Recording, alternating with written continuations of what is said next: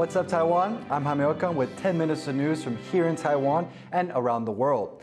Starting out with some local news, Taiwan's pharmacies are running low on essential medicines. A survey last month found more than 130 drugs are in short supply. Now, drugstores have started to swap medicines with one another to keep their shelves stocked. Stash Butler has the story. This is magnesium oxide. It's used as a laxative and to treat heartburn. But good luck getting your hands on any at the moment. Drugstores around Taiwan are running out, and it's making people unhappy. 一定不方便啦，因为民众有需求啊。你没有药，那当然要想买不到，不是很糟糕吗？ Magnesium oxide is just one of more than 100 drugs missing in local stores. That's pushed pharmacies to swap their supplies to try and meet demand. 职业30年来前所未见，大概从去年下半年开始就出现这个蛮严重的一个缺货现象。以药易药，这个就是说，因为我们药没有的话，要服务病患，所以就跟同行去调货。 Many of the medications that drugstores like this say they're running low on aren't specialist drugs, they're essential medicines like painkillers, anti-inflammatories and antibiotics. Now, the Health Ministry says that production is still struggling to catch up from when Taiwan cut its COVID-19 restrictions last year. They say they're looking to boost supply, even out distribution and help drugstores like this report shortages faster.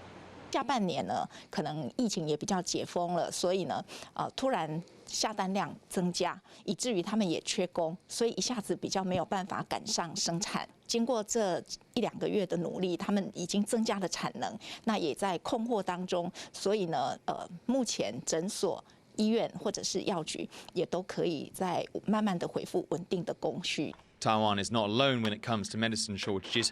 Many European countries are running low too.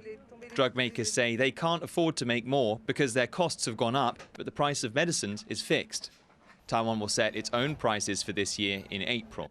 Authorities here will be hoping they can cut costs for consumers without impacting supply. Andy Xue and Stash Butler for TaiwanPlus. China's Taiwan Affairs Office said on Monday that they're willing to cooperate with Taiwan to lift import bans on certain products. While ending the bans would benefit Taiwan's economy, the ruling party is calling foul on China's motives. Bing Wang reports.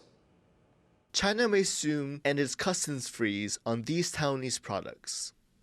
That's according to a statement from the country's Taiwan Affairs Office, which said on Monday it's willing to restart importing certain goods from Taiwan. China has slapped bans on 63 Taiwanese agricultural products in recent years.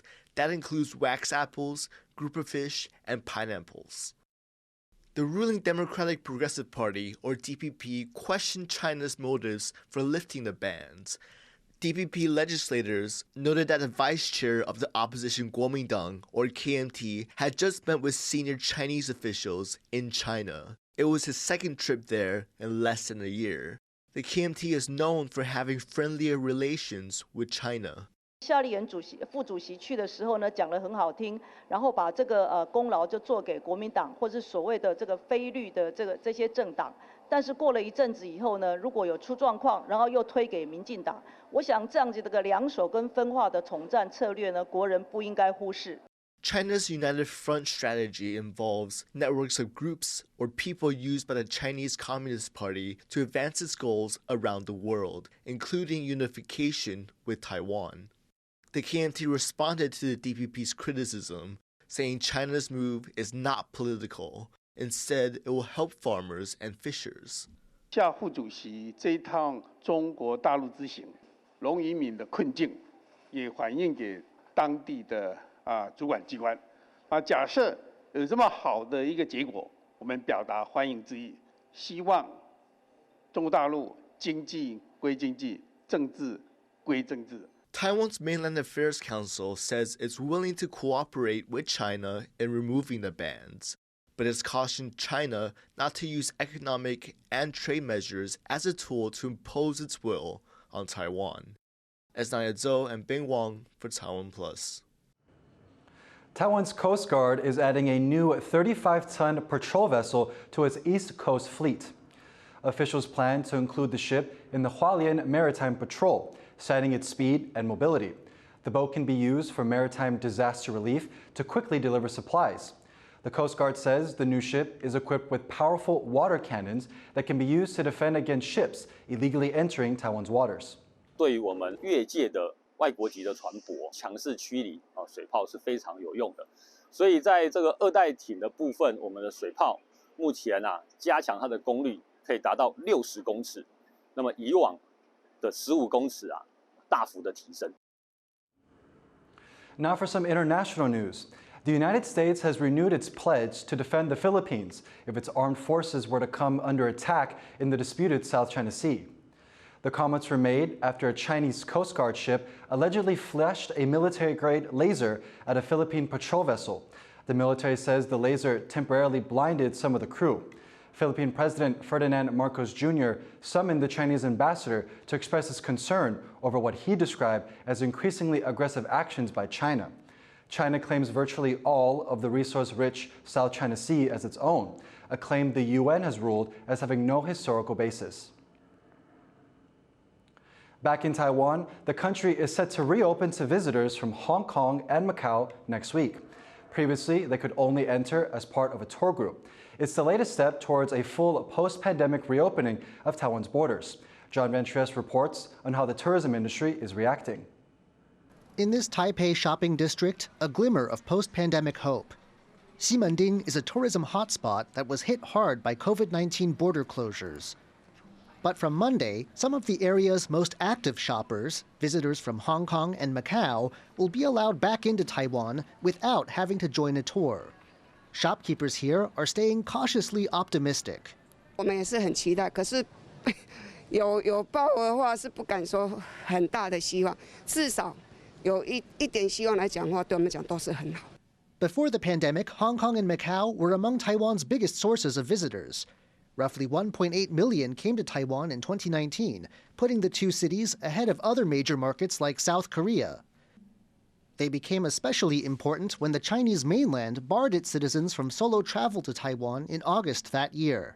陆客自行不能来之后，又因为疫情关系，所以这几年台湾的观光业是非常的惨淡。当然，这个新闻发布之后，我们很希望它尽速能够成型。But in some tourist areas outside big cities, there are questions about whether Taiwan has the infrastructure it needs to welcome these visitors back. 人都是从台北、桃园或是高雄进来，但是我们的南回、北回。 交通铁路的要订票不是那么容易。And in Ximending, there's a feeling their return is a bit too late for some. 撑下来的话，几乎都是老店。你如果新进来的店，几乎已经全部都收光。 This means the full reopening to visitors from Hong Kong and Macau may be just one step in what could be a long recovery. Leon Lien and John Van Trieste for TaiwanPlus. New Zealand is reeling after a massive storm struck the country's North Island on Tuesday. Cyclone Gabrielle has caused severe flooding and widespread damage.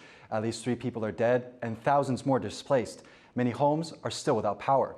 New Zealand's new Prime Minister, Chris Hipkins, says it's the worst storm to hit the country this century, and his climate minister says climate change was the cause. I don't think I've ever felt as sad or as angry about the lost decades that we spent bickering and arguing about whether climate change was real or not, whether it was caused by humans or not, whether it was bad or not, whether we should do something about it or not, because it is clearly here now. And if we do not act, it will get worse. Thank you for watching What's Up Taiwan. Remember to download the TaiwanPlus app for more stories from Taiwan and around the world. Before we go, check out these colorful parrots living it up at the Taipei Zoo. I'm Jaime Ocon. Take care and see you next time.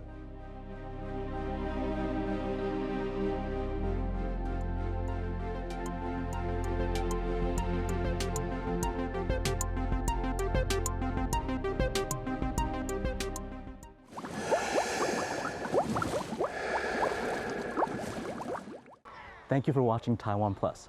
For more great stories from here in Taiwan and around the world, please download the TaiwanPlus app. You've done it, right?